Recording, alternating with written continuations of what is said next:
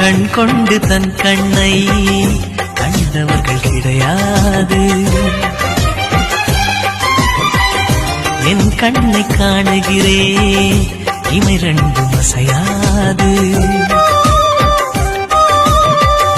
கண் கொண்டு தன் கண்ணை கண்டவர்கள் கிடையாது. என் கண்ணை காணுகிறேன் இமை ரெண்டும் அசையாது.